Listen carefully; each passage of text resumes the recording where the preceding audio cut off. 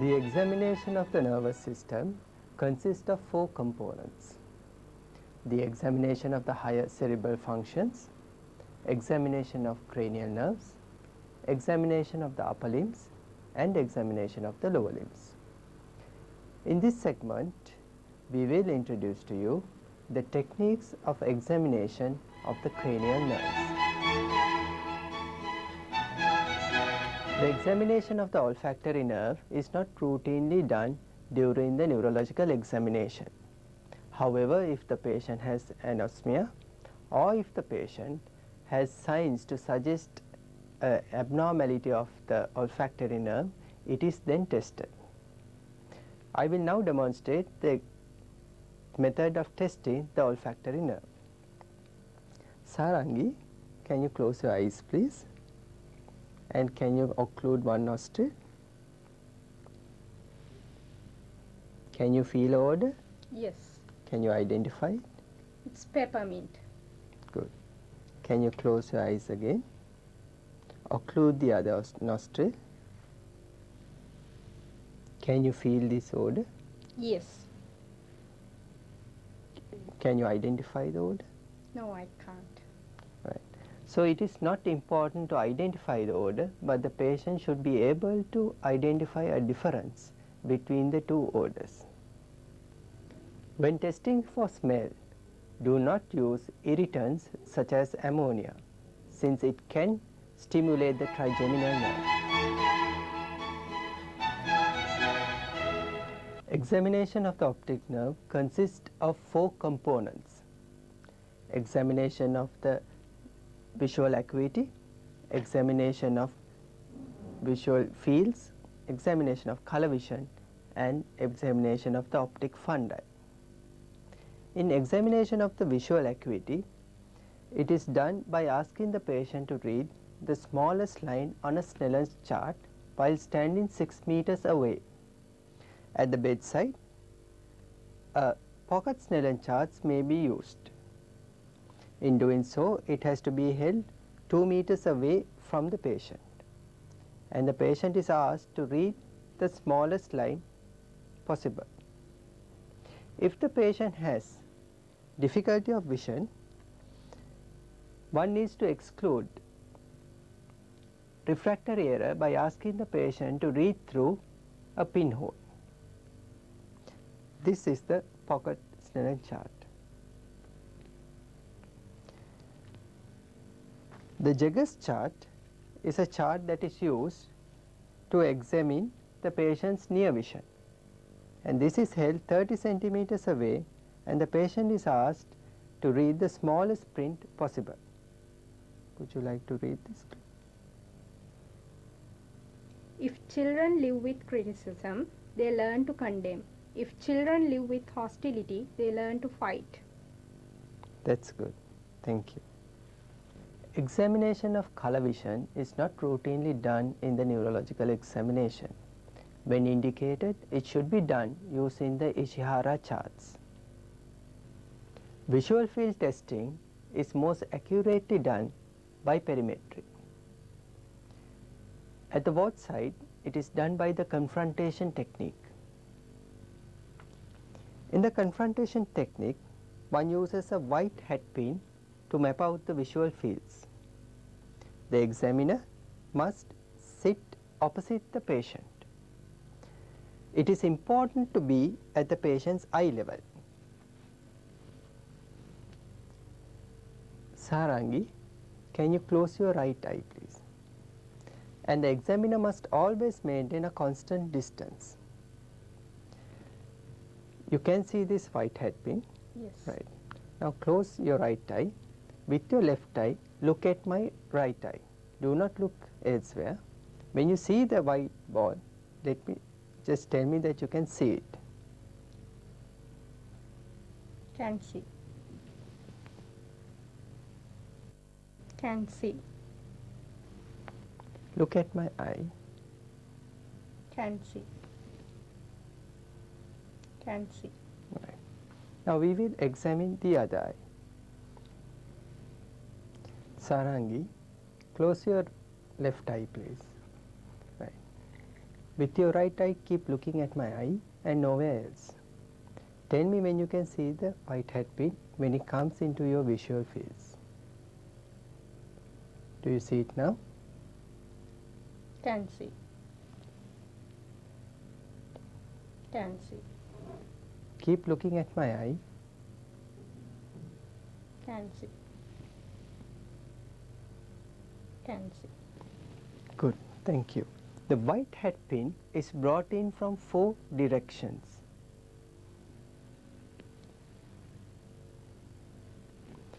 For examination of central field defects, or what we call scotomas, we use the red hat pin.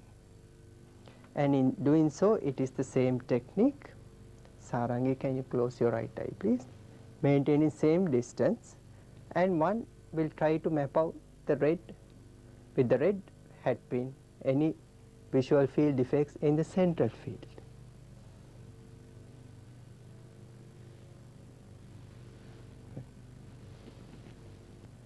Examination of the optic fundi is done using the ophthalmoscope. The ophthalmoscope is held in the hand so that the index finger is able to adjust the dial. In examining the right eye, the examiner stands to the right of the patient, and it is important to clearly instruct the patient. Sarangi, I am now going to examine your eye. I will flash a little light into your eye, and I want you to focus at that distal object. Do not move your eyes. Keep looking at that object. Do not look at this light. You may blink your eyes if you want to.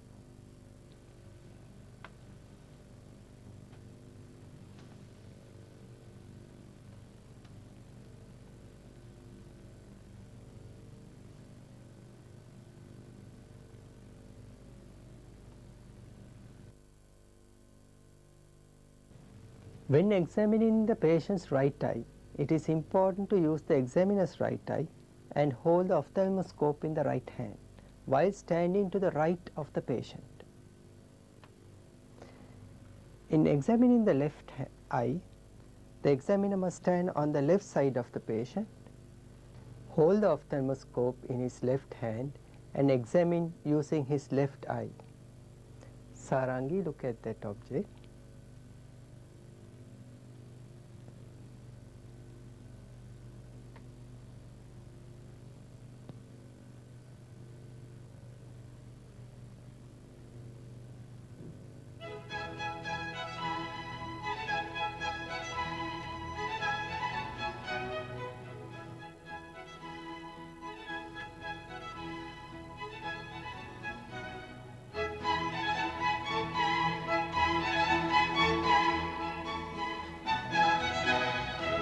The third, fourth and sixth nerves are examined together.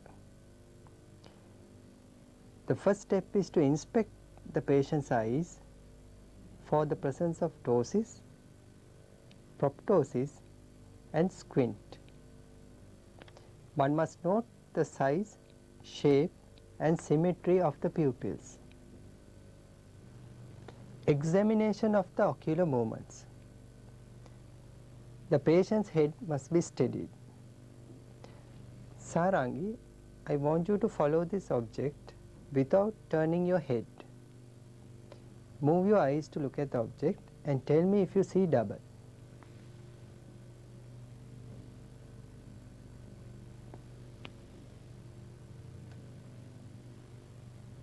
Do you see double? No. Now? No. Now? No.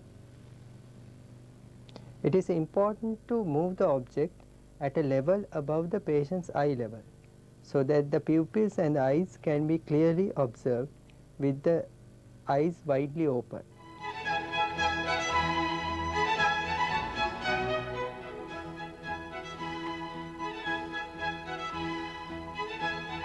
Although nystagmus is due to dysfunction of the vestibular component of the 8th cranial nerve, it is tested during testing eye movements.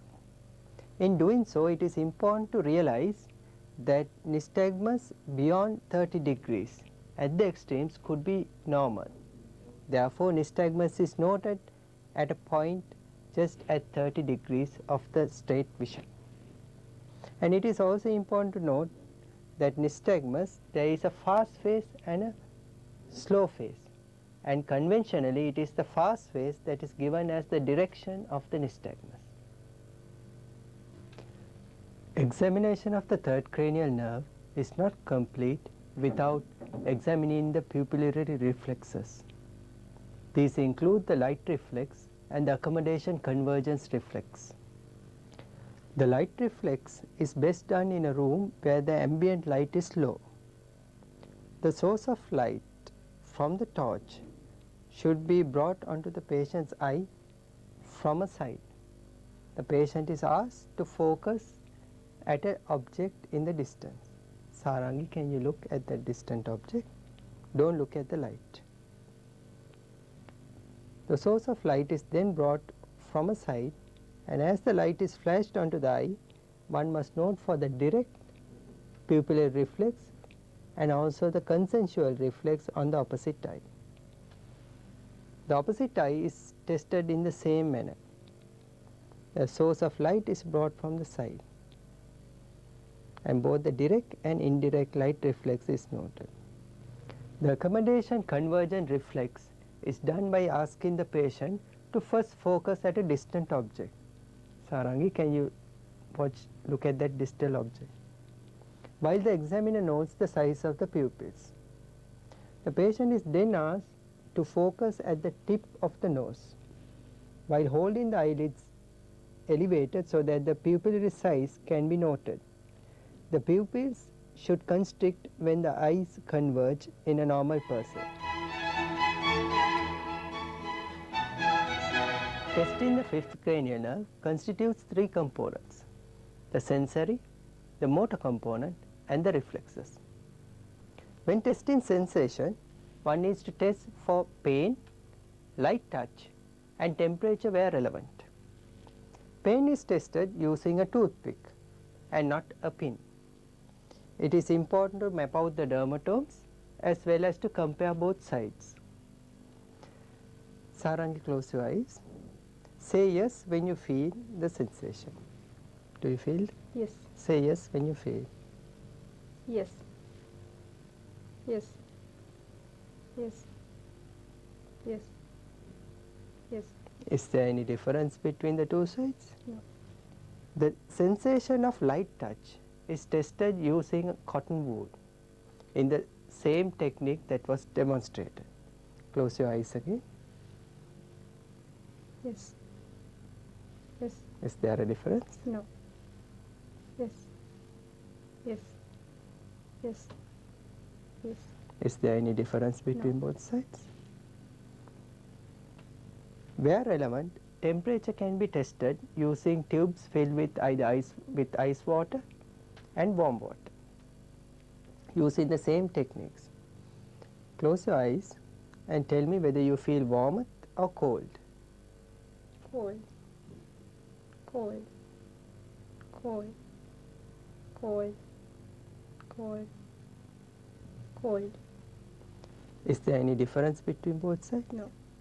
The sensation of cold and warmth can be alternated using two tubes, one with cold water and one with warm water. The motor component of the fifth cranial nerve is tested first by observing for any wasting of the temporalis muscles.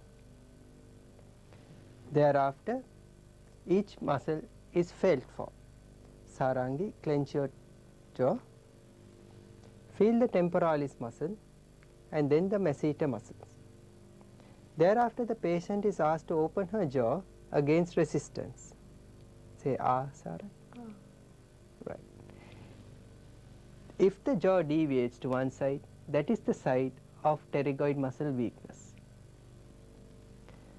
The reflexes of the fifth cranial nerve includes the corneal reflex and the jaw jerk.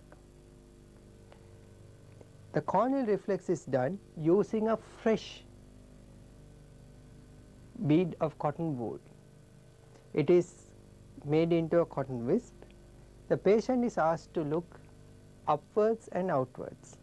while the wisp of cotton wool is touched on the edge of the cornea.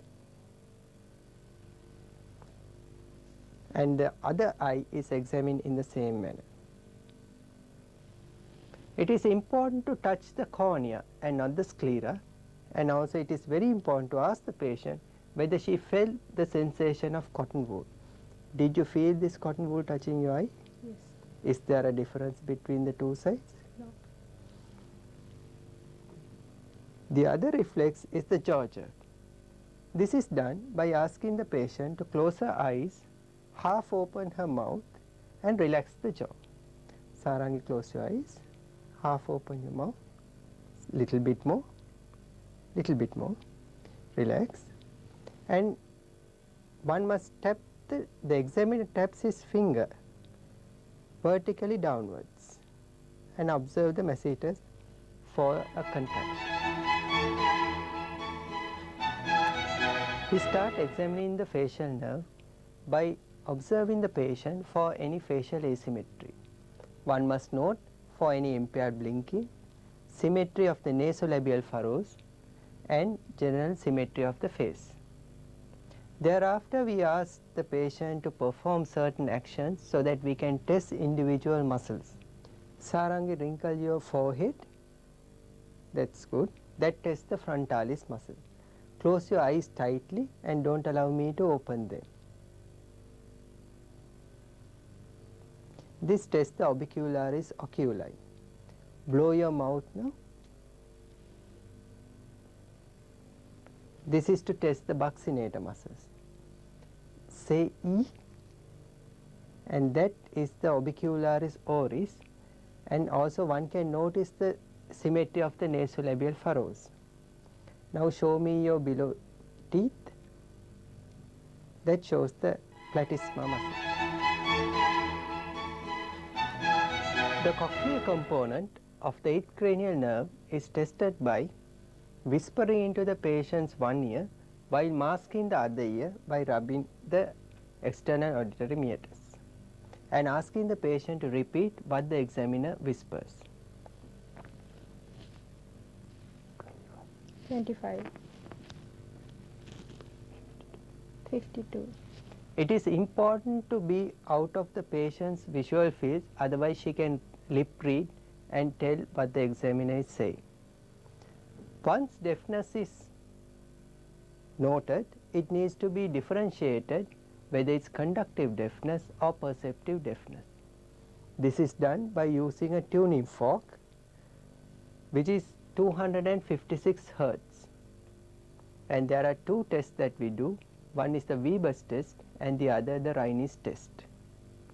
The Weber's test is done by keeping the tuning fork on the patient's vertex. Can you hear in both ears? Yes. Is there any difference? No. The Rayner's test is done by first keeping the tuning fork over the mastoid process. Tell me when you can't hear the vibration. I can't. Now can you hear? Yes. The Rayner's test is done in that manner to see whether there is conductive deafness.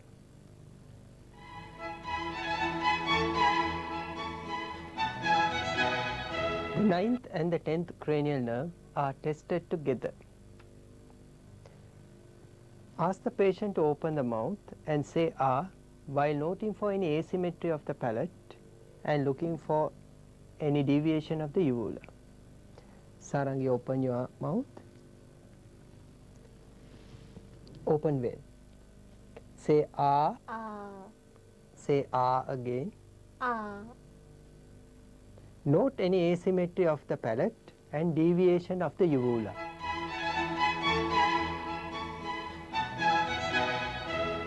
The accessory nerve is tested by testing the patient's sternocleidomastoid and the trapezius.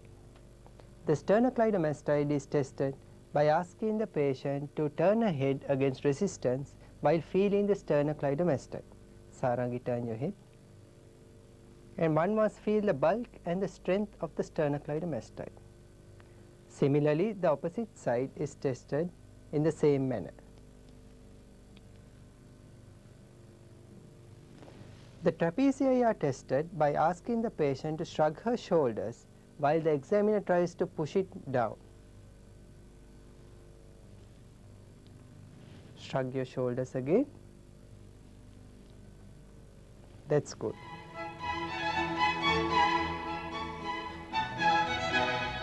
The hypoglossal nerve supplies the tongue muscles.